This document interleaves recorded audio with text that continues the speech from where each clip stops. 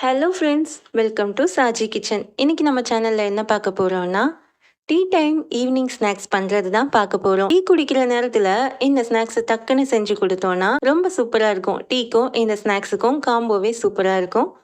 நம்ம சேனலை இப்போ தான் ஃபஸ்ட் டைம் பார்க்குறதா இருந்தால் மறக்காமல் சப்ஸ்கிரைப் பண்ணிவிட்டு பக்கத்தில் இருக்க பெல் ஐக்கான் கிளிக் பண்ணி ஆல்ன்ற ஆப்ஷன் கொடுத்துருங்க. அப்போ தான் டெய்லி போடுற வீடியோஸ் உங்களுக்கு நோட்டிஃபிகேஷனாக வரும். நம்ம இப்போ அந்த ஸ்நாக்ஸ் பண்ணுறதுக்கு என்னென்ன எடுத்துருக்கோன்னா, ஒரு 2 வெங்காயத்தை சின்ன சின்னதாக நறுக்கி எடுத்தாச்சு. ஒரு பச்சை மிளகாவை குட்டி குட்டியாக நறுக்கிக்கோங்க.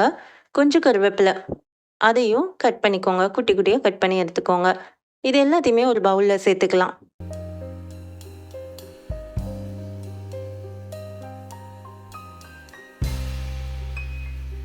சேர்த்த அப்புறமா இது கூட நான் தனியாக கடலை மாவு, அரிசி மாவுன்னு நம்ம போட்டும் மிக்ஸ் பண்ணி செய்வோம். ஆனால் நான் இது கூட சக்தி போண்டா பஜ்ஜி மாவு தான் யூஸ் பண்ணுறேன். இந்த போண்டா பஜ்ஜி மாவு சேர்த்து தான் இந்த வெங்காய போண்டா நான் செய்ய போகிறேன். சக்தி போண்டா பஜ்ஜி மாவை நம்ம இதில் ஆட் பண்ணிக்கலாம். அதனால் இதுக்கு நம்ம உப்பு சேர்க்க வேண்டாம். இந்த மாவுலேயே உப்பு இருக்கும். அதனால் தனியாக உப்பு மட்டும் சேர்த்துடாதீங்க. ரொம்ப உப்பு கறிக்க ஆரம்பிச்சிடும். இப்போ இதை சேர்த்த அப்புறமா இது கூட கொஞ்சமாக தண்ணி ஊற்றி நல்லா கலந்து விட்டுக்கோங்க.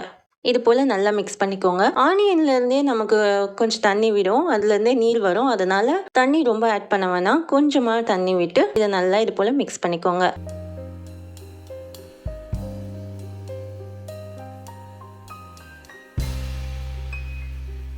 பாருங்க, இந்த மாதிரி கையில் உருண்டை பண்ணுற அளவுக்கு வந்துச்சுனாவே போதும். இப்போ இது சரியாக இருக்குது.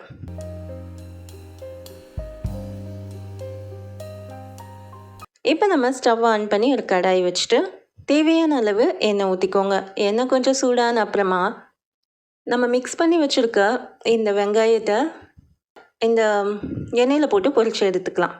இது போல் எண்ணெயில் போட்டு பொரிச்சு எடுத்துக்கோங்க. நான் குட்டி ஆனியன் போண்டா தான் செய்கிறேன். அதனால் நான் குட்டி குட்டியாக எண்ணெயில் போட்டு இதை பொரிச்சு எடுத்துக்கலாம். இது போட்ட அப்புறமா இதை நீங்கள் 2 பக்கமும் திருப்பி விட்டுக்கோங்க. இதை கொஞ்சம் அப்படியே எண்ணெயில் மிக்ஸ் பண்ணி விடுங்க. இல்லைனா ஒரு சைடு மட்டும் உங்களுக்கு தீஞ்சி வந்துடும். அதுக்காக தான் எல்லாமே ஃபுல்லாக எல்லாமே வேகிற அளவுக்கு இது போல் நீங்கள் ரொட்டேட் பண்ணி விடுங்க.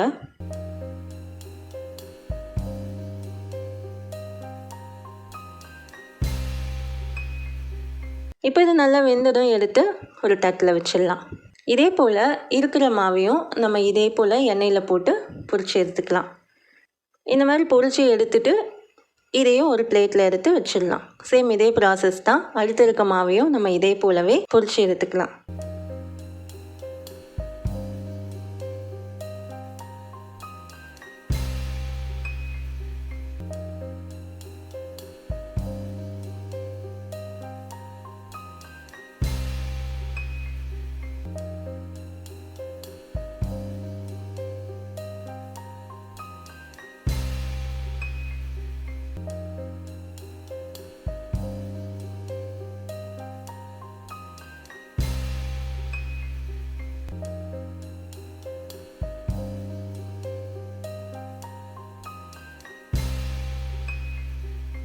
பாருங்கள், இவ்வளோ சூப்பராக ரெடியாகி வந்திருக்கு.